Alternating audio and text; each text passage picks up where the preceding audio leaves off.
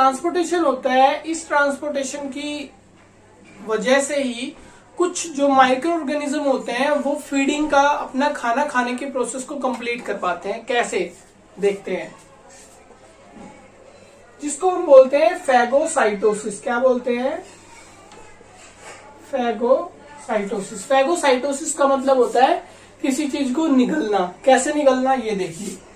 ये एक अमीबा है, ठीक है? क्या है? अमीबा। जब इसको लगता है कि हाँ मेरे पास कोई फूड आ गया है, क्या आ गया है? फूड आ गया इसके पास, तो इसने क्या किया, अपने बॉडी की शेप को चेंज किया, ठीक है? अपनी बॉडी को इस तरह से बनाया ताकि ये फूड उसके अंदर आ जाए, ठीक है? और इसने उस फूड को अपने अंदर कैप्चर कर लिया, ठीक है? ये फूड था, इसने अपने अंदर ले लिया। इन्हें बोलते हैं हम सूडोपोडिया। क्या बोलते हैं?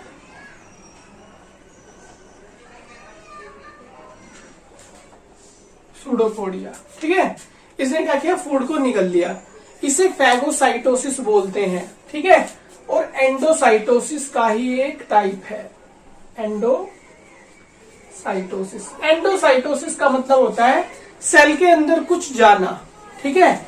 उसे बोलते हैं एंडोसाइटोसिस, और फैगोसाइटोसिस भी बोलते हैं। एक रिसेप्टर मेडिएटेड एंडोसाइटोसिस भी होता है।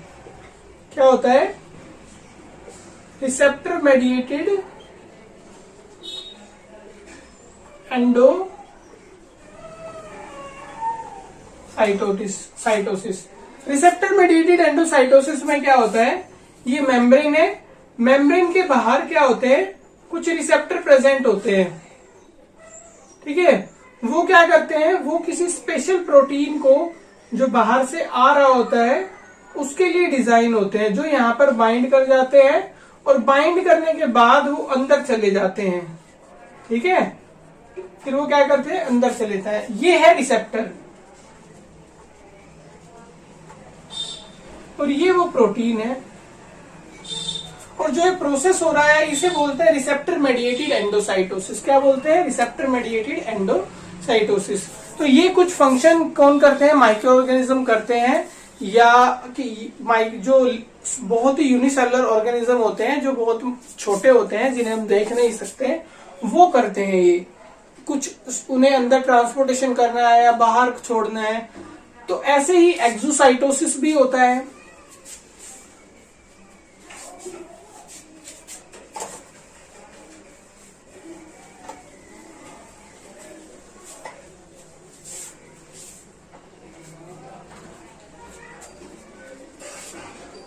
ऐसे ही क्या होता है, एक्सोसाइटोसिस भी होता है।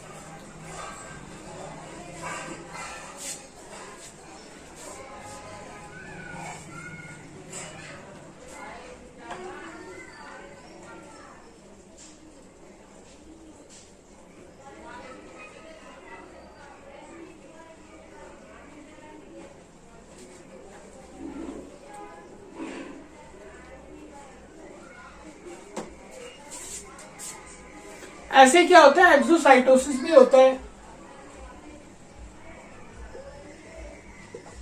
एक्सोसाइटोसिस में क्या होता है, अगर सेल के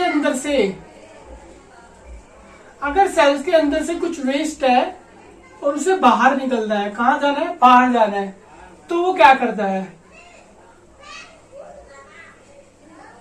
वो सेल की मेम्ब्रेन के साथ बाइंड कर जाता है। उसके बाद क्या होता है, वहां से मेम्ब्रेन क्या हो जाती है, रप्चर हो जाती है। क्या हो जाती है, रप्चर, और फिर वो बाहर निकल जाता है। तो इस तरह से होता है एक्सोसाइटोसिस, राइट? ये भी प्लाज्मा मेम्ब्रेन के थ्रू ही होता है।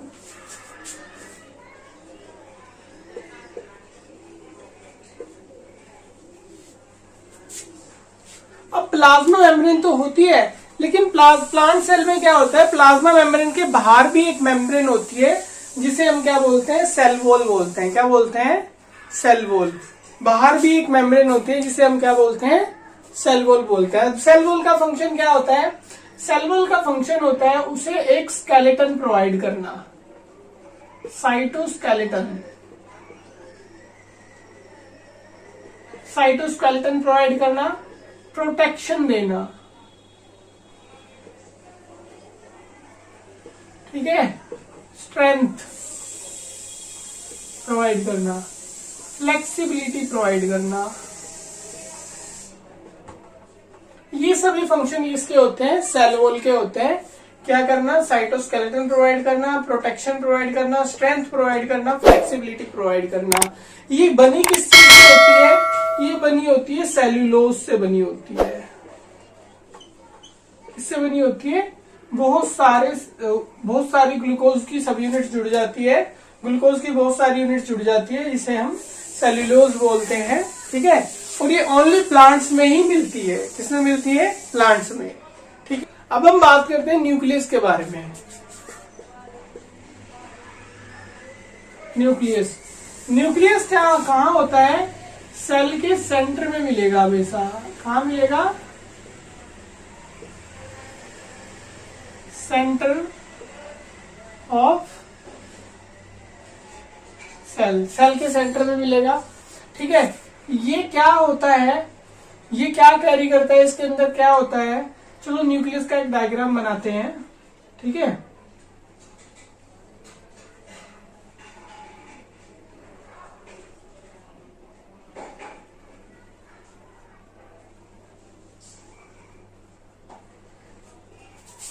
ठीक है,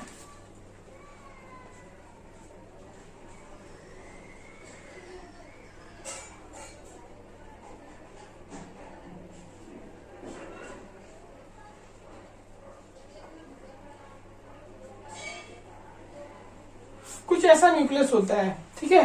डबल मेम्ब्रेन स्ट्रक्चर होता है ये,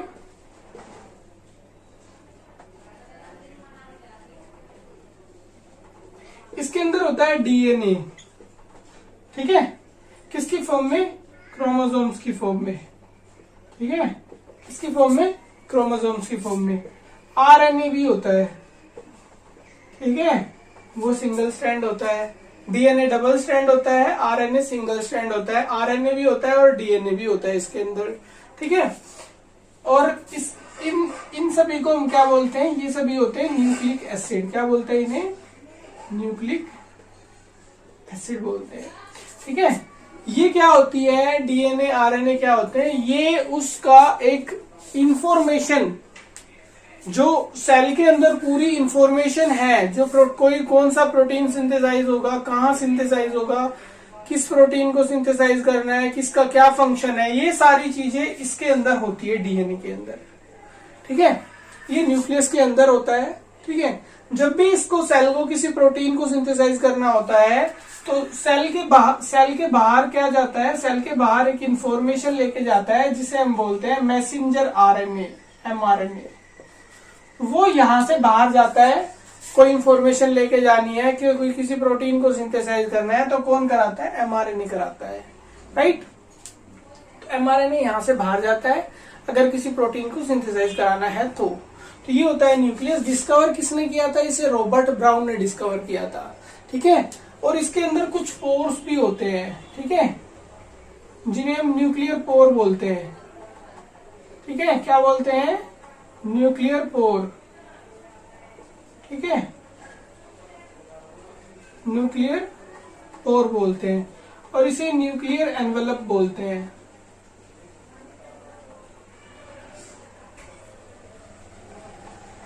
क्या बोलते हैं, न्यूक्लियर एनवेलप और न्यूक्लियर पोर बोलते हैं, ठीक है। ये इसका स्ट्रक्चर होता है, इसके अंदर डीएनए आरएनए होते हैं। डीएनए की फुल फॉर्म क्या होती है, डीऑक्सीराइबो न्यूक्लिक एसिड। आरएनए की क्या होती है, राइबो न्यूक्लिक एसिड, ठीक है। अब हम पढ़ते हैं, जो हमने डीएनए और आरएनए पढ़ा, ये दरअसल होता क्या है। आरएनए क्या होता है, एक सिंगल प्रोटीन कोडिंग सीक्वेंस होता है।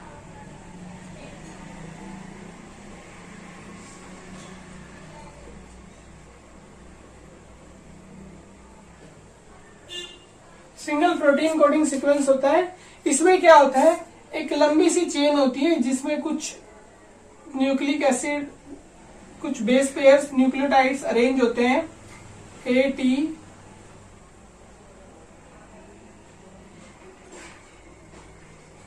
AU GC GC AU GC, ठीक है। इस तरह से कुछ सीक्वेंस होता है, ये कोई ना कोई प्रोटीन कोड करता है, ठीक है, किसी ना किसी प्रोटीन को सिंथेसाइज करने के लिए रिस्पॉन्सिबल होता है। तो इसके पास ये सीक्वेंस होता है, ये इसे एक जीन भी बोलते हैं, क्या बोलते हैं, जीन, ठीक है। प्रोटीन कोडिंग सीक्वेंस होता है, ठीक है, इसे बोलते हैं RNA, ठीक है। ये डबल स्ट्रैंड होता है, ठीक है, ये एक पूरा एस क्रोमोसोम की फॉर्म में भी मिल जाता है, ये डबल स्ट्रैंड होता है, ठीक है, ऐसा होता है। इसमें बहुत सारे जीन होते हैं, बहुत सारे जीन, ठीक है। सेल के अंदर जितने भी तरह के प्रोटीन सिंथेसाइज हो रहे हैं वो सारी इंफॉर्मेशन इसके पास होती है, ठीक है। बहुत सारे जीन कोड, बहुत सारे जीन की इंफॉर्मेशन रखता है। सेल के अंदर जितने भी तरह के प्रोटीन सिंथेसाइज होने हैं वो सारी इंफॉर्मेशन DNA के पास होती है, ठीक है। यहां से क्या होता है, कॉपी होती है इंफॉर्मेशन mRNA में, फिर mRNA प्रोटीन सिंथेसाइज कराता है, ठीक है। तो जो RNA होती है ये एक जीन की कॉपी होती है, ठीक है, और ये सिंगल स्ट्रैंड होती है, ठीक है, सिंगल स्ट्रैंड होती है, ठीक है। और ये जो DNA होता है ये सेल के अंदर क्रोमोसोम की फॉर्म में मिलता है, किसकी फॉर्म में, क्रोमोसोम। क्रोमोसोम क्या होते हैं, जैसे हमारे अंदर ऐसे ऐसे क्रोमोसोम होते हैं, हमारे अंदर 46 क्रोमोसोम होते हैं ह्यूमन के अंदर, ठीक है। 46 में से 46 में से 44 ऑटोसोम होते हैं जो बाकी ट्रेट के लिए रिस्पॉन्सिबल होते हैं, कैसा कलर होगा, कैसे बॉडी होगी, कैसी शेप होगी, कैसी शक्ल होगी, प्रोटीन कौन कौन से प्रोटीन सिंथेसाइज करेंगे। लेकिन जो 2 होते हैं X और Y, ये होते हैं सेक्स क्रोमोसोम।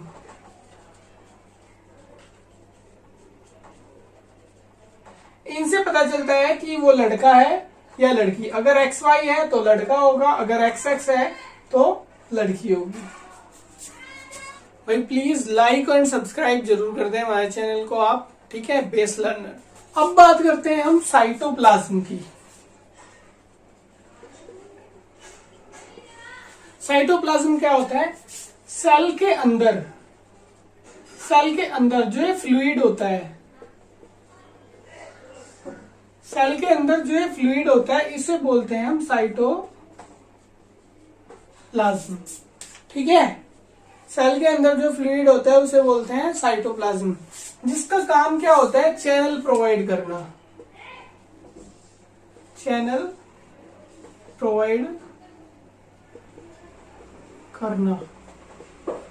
किसको चैनल प्रोवाइड करता है, जो उसके अंदर सेल ऑर्गेनल होते हैं, उनको इधर से उधर जाना होता है, उधर से इधर जाना होता है, प्रोटीन सिंथेसाइज हो रहा है, प्रोटीन को कहीं पे पहुंचना है, ठीक है।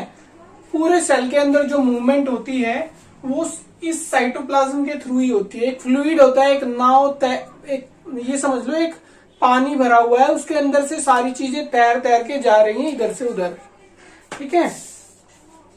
तो साइटोप्लाज्म का ये काम होता है। इसके अंदर बहुत सारी चीजें होती है, हाइड्रोजन भी होता है, नाइट्रोजन भी होता है, ऑक्सीजन भी होता है, फॉस्फोरस भी होता है, ठीक है, कार्बन भी होती है, ये सभी इसके अंदर प्रेजेंट होते हैं, ठीक है, रॉ मटेरियल्स की फॉर्म में, जिनका इस्तेमाल किया जा सके प्रोटीन सिंथेसिस करने में। इसके अंदर अमाइनो एसिड्स भी होते हैं, ठीक है, इसके अंदर कार्बोहाइड्रेट भी होता है, ठीक है। ये सभी चीज इसके अंदर प्रेजेंट रहती है, ठीक है, ताकि इनका इस्तेमाल किया जा सके, फ्लो करती रहती है इसके अंदर, ठीक है। अब हम बात करते हैं एंडोप्लाज्मिक रेटिकुलम।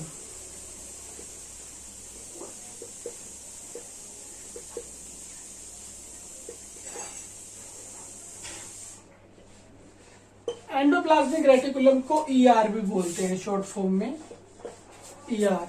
ये दो तरह की होती है, आरईआर, एसईआर। आरईआर का क्या होता है,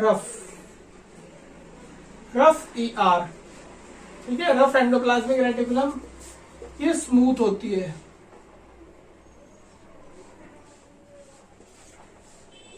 ये स्मूथ एंडोप्लाज्मिक रेटिकुलम होती है। रफ एंडोप्लाज्मिक रेटिकुलम क्या क्यों होती है रफ? क्योंकि इसके ऊपर क्या होते हैं, बहुत सारे राइबोसोम प्रेजेंट होते हैं। क्या प्रेजेंट होते हैं? राइबोसोम, ठीक है। ये स्मूथ होती है बिल्कुल,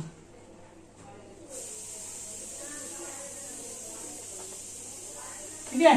कोई भी कोई भी राइबोसोम इसके अंदर प्रेजेंट नहीं होता, ऊपर प्रेजेंट नहीं होता।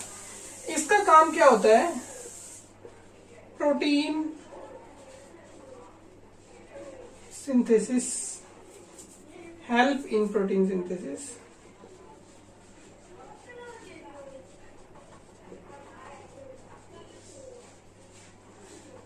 प्रोटीन सिंथेसिस में मदद करता है, ठीक है। प्रोटीन सिंथेसिस तो राइबोसोम करता है, लेकिन ये मदद करता है, ठीक है।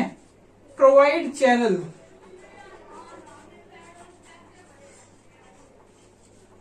चैनल प्रोवाइड करता है, ठीक है। कुछ प्रोटीन को सिंथेसाइज भी करता है,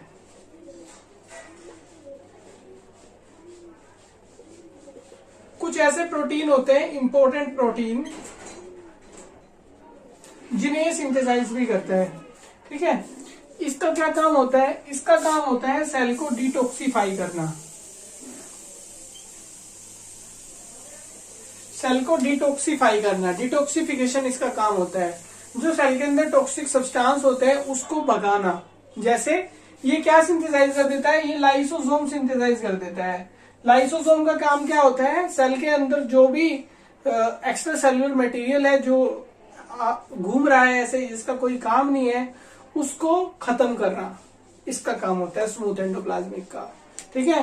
ये लाइसोसोम बना देता है। लाइसोसोम के अंदर डाइजेस्टिव जूस होता है। अगर सेल के अंदर कोई भी एक्स्ट्रा सेल है या सेल्युलर मटेरियल है वो ऐसा ही घूम रहा है जिसका कोई काम नहीं है, ठीक है, तो वो लाइसोसोम क्या करता है? उसके ऊपर डाइजेस्टिव जूस गिरा देता है और वो किल हो जाता है, खत्म हो जाता है।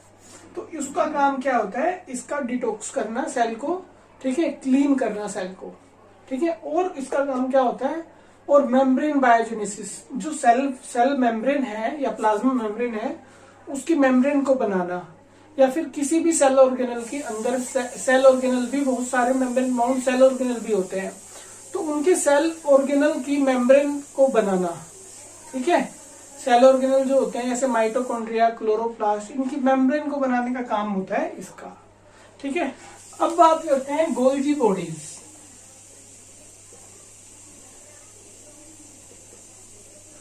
गोल्जी बॉडीज का क्या काम होता है? जैसे ही प्रोटीन सिंथेसाइज होता है, आरईआर के ऊपर राइबोसोम बैठा होता है। राइबोसोम क्या करता है? प्रोटीन को सिंथेसाइज कर देता है, ठीक है। राइबोसोम के बारे में बात कर लेते हैं पहले। राइबोसोम, जो राइबोसोम होता है उसमें 2 सब यूनिट्स होती है, ठीक है। 2 सब यूनिट होती है, एक तो 60S और एक 40S, ठीक है। दोनों को मिला के ये 80S बन जाता है, ठीक है। ये जुड़ते नहीं है, ध्यान रखना। ये राइबोसोम होता है, ठीक है, ठीक है। ये क्या होता है? राइबोसोम 80S टाइप होता है, ठीक है।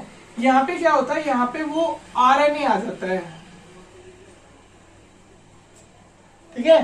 ये आरएनए वो रीड करता रहता है, और जैसे जैसे रीड करता रहता है वैसे वैसे एक प्रोटीन सिंथेसाइज करता रहता है, ठीक है। प्रोटीन सिंथेसाइज हो रहा है, और ये है एमआरएनए।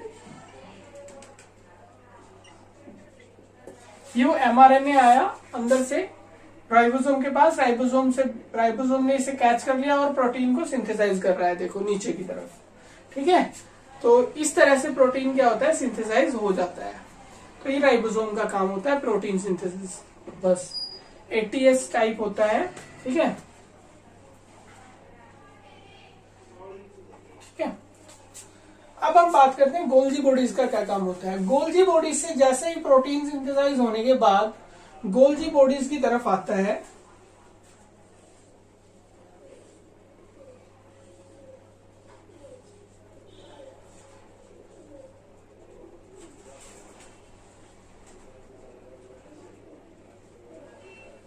गोल्जी बॉडीज की तरफ जैसे ही प्रोटीन आता है, ठीक है, तो इसका काम क्या होता है, प्रोटीन को फोल्ड करना,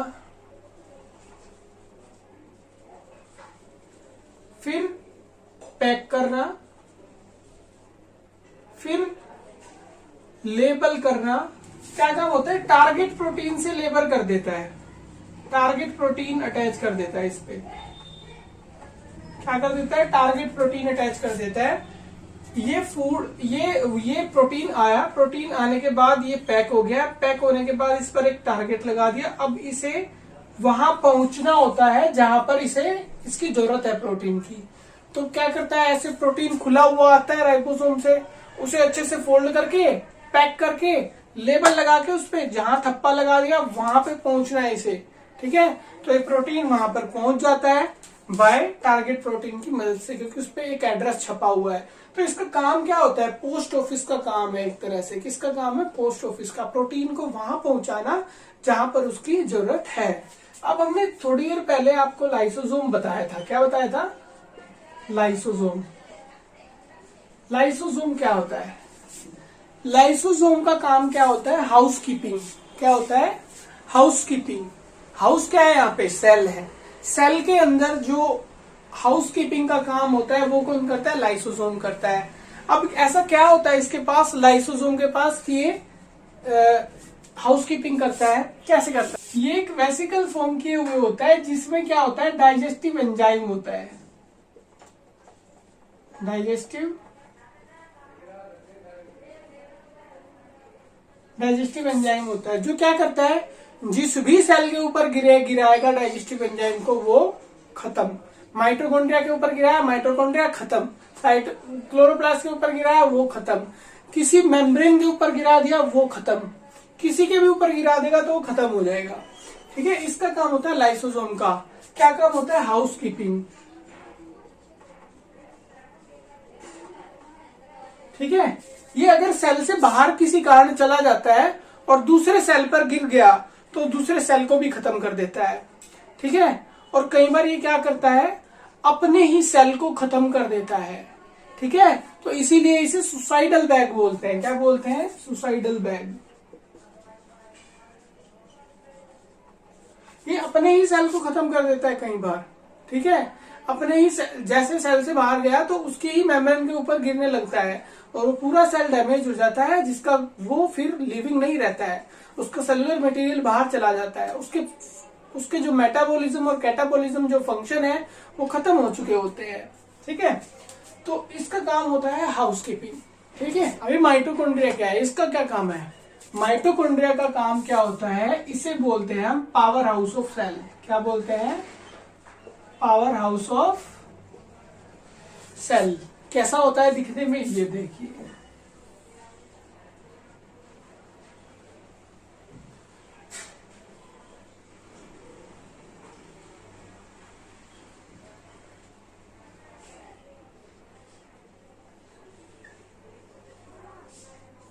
ऐसा होता है दिखने में माइटोकॉन्ड्रिया, ठीक है। डबल मेम्ब्रेन होता है, ठीक है। यहाँ पे कुछ F1 पार्टिकल्स होते हैं जो पावर को सिंथेसाइज करते हैं, जो एटीपी बनाते हैं। क्या बनाते हैं, एटीपी।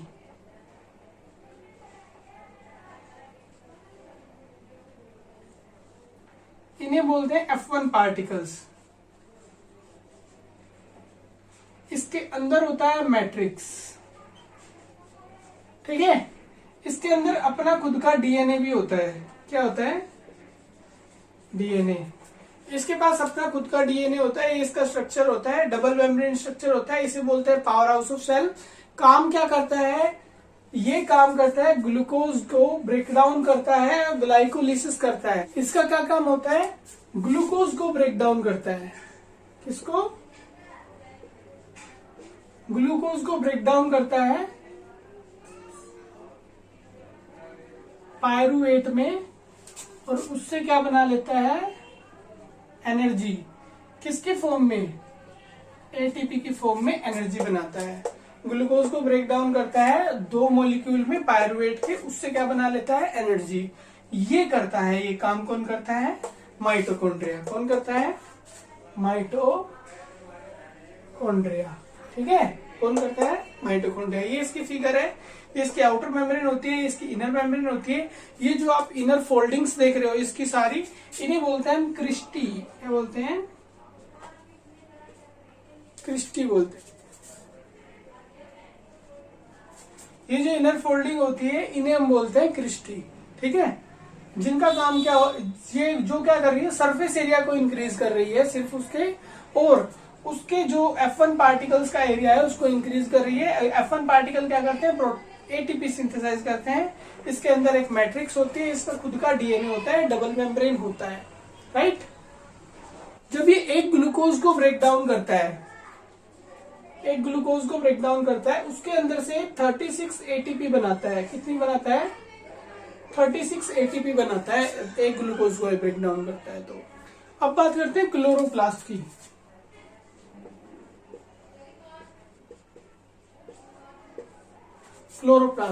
क्लोरोप्लास्ट भी एक डबल मेम्ब्रेन ऑर्गेनल होता है।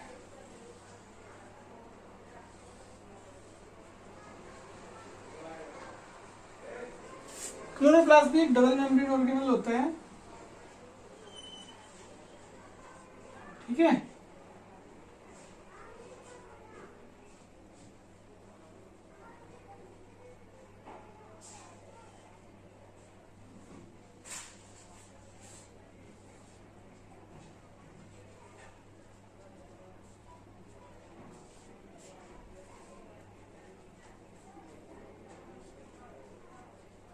ठीक है, ऐसा कुछ क्लोरोप्लास्ट होता है। ठीक है, इसके अंदर भी क्या होता है? इसके अंदर भी खुद का डीएनए होता है। क्या होता है? डीएनए। ठीक है, इसके जो अंदर फ्लूइड होता है उसे बोलते हैं हम स्ट्रोमा। क्या बोलते हैं? स्ट्रोमा। जो ये आप देख पा रहे हो, ये गोल गोल स्ट्रक्चर, ये जो आप गोल गोल स्ट्रक्चर देख पा रहे हो, इन्हें बोलते हैं थाइलाकोइड्स। ठीक है, थाइलाकोइड्स। और इस पूरे एक स्टैक को क्या बोलते हैं? ग्रेनम। ठीक है, ग्राना भी बोल सकते हैं। ठीक है, ग्रेनम या ग्राना बोलते हैं। अब इसका काम क्या होता है? ये सिर्फ प्लांट्स में ही मिलता है। किसमें मिलता है? प्लांट्स में। और इसे हम प्लास्टिड के रूप से जानते हैं। प्लास्टिड। और प्लास्टिड 3 तरह का होता है। पहला होता है ल्यूकोप्लास्ट। क्या होता है? ल्यूकोप्लास्ट। दूसरा होता है क्लोरोप्लास्ट, जिसके पिक्चर आप यहां देख पा रहे हो। तीसरा होता है क्रोमोप्लास्ट। ये क्लोरोप्लास्ट होता है। ये फोटोसिंथेसिस करता है। क्या काम होता है इसका? फोटोसिंथेसिस।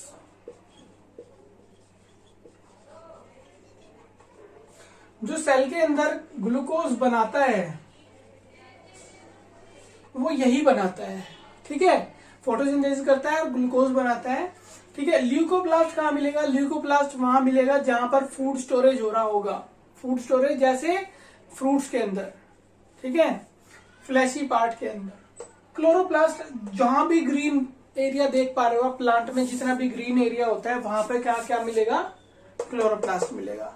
ठीक है, क्रोमोप्लास्ट कहाँ मिलेगा? क्रोमोप्लास्ट का क्या काम होता है? इसका काम होता है डिफरेंट कलर्स प्रोवाइड करना। क्या प्रोवाइड करना? डिफरेंट कलर्स प्रोवाइड करना। जितने भी आप ब्यूटीफुल फ्लावर देख पा रहे हो, फ्लावर देखते हो अपने आसपास, जितने भी तरह के फ्लावर, फ्रूट और प्लांट्स में जितने भी तरह के आप कलर्स देख पाते हो, वो इसकी वजह से होता है, क्रोमोप्लास्ट की वजह से। इसका काम होता है डिफरेंट कलर्स प्रोवाइड करना। ठीक है, ब्यूटीफुल कलर प्रोवाइड करना फ्लावर्स को, वेजिटेशन को, इसका काम होता है। फ्रूट्स को कलर प्रोवाइड करना इसका काम होता है। ठीक है, क्रोमोप्लास्ट। तो ये सभी प्लास्टिड्स के टाइप हैं। ठीक है। क्रोमोप्लास्ट में आपको बता चुका हूँ क्या होता है, फोटोसिंथेसिस, ग्लूकोज बनाता है ये, ठीक है। इसके अंदर की जो मैट्रिक्स होती है उसे स्ट्रोमा बोलते हैं। इसके पास भी खुद का डीएनए होता है, डबल मेम्ब्रेन स्ट्रक्चर होता है। इसको थाइलाकोइड बोलते हैं, पूरे स्टैक को ग्रैनम बोलते हैं या ग्राना बोलते हैं, ठीक है।